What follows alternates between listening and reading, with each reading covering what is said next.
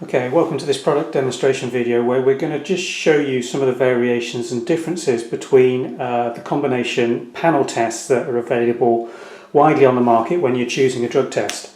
Now what we're showing you in front of here is a 5-panel drug test, a 7-panel drug test, and on the end here a 10-panel drug test.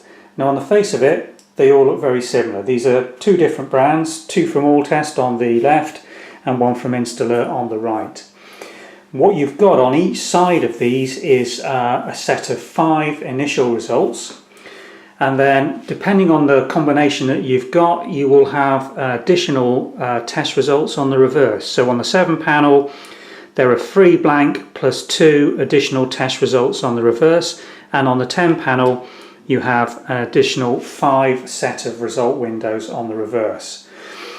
On the 5-panel there is no back on it at all, it's a single sheet. If I take the cover off one of these, you'll see on the 5-panel you have 5 prongs coming out the bottom. On the 7-panel you have 2 on one side and 5 on the other, making a total of 7. And on the 10-panel you have 5 sets of prongs on each side. If you look at that sideways on, you may just be able to see that you've got a double layer of prongs that go into the sample.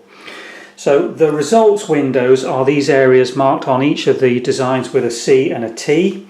The T line is where the test result shows or is absent, and the control line is the control line area which must be present for you to interpret any of the test results.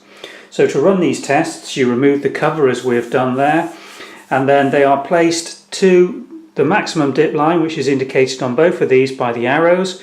The wavy lines indicate the optimal dip level where the urine should be placed up to, and the prongs sitting in the bottom in white are what go into the urine test. So to run these tests, if I just take them off screen and run them, they just have to be absorbed into a sample for approximately 5 to 10 seconds.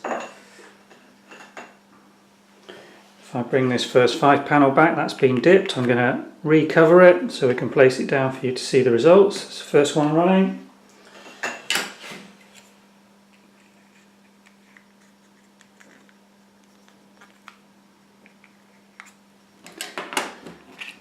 I'm going to leave these unsheathed because it's going to be easier to see the results and quicker. And there comes your 10-panel.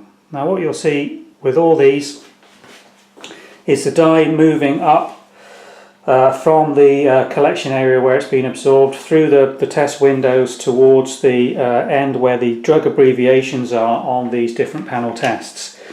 Now the 5-panel will obviously only screen for a combination of 5 drugs. Now the combination you have to select when you're purchasing these test kits.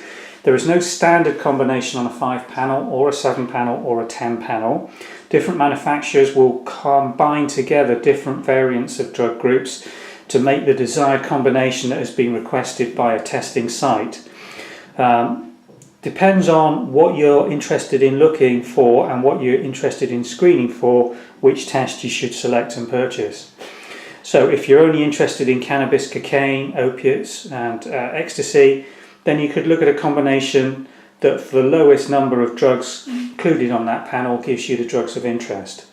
If you're looking for a more comprehensive drug screen, then usually, and certainly in an employment context, you would come in at either a 6, 7, or if you wanted to do an extensive screen that covers for most of what could possibly be out there, you can go for the 10 panels. We do in a cut form up to 13 panels, but you see by the design of these, most of them will take only a maximum of 10 different drug groups. So what we'll do in part 2 is run you through the interpretation of the results of these tests and show you how these results form and how you interpret a positive and a negative drug result.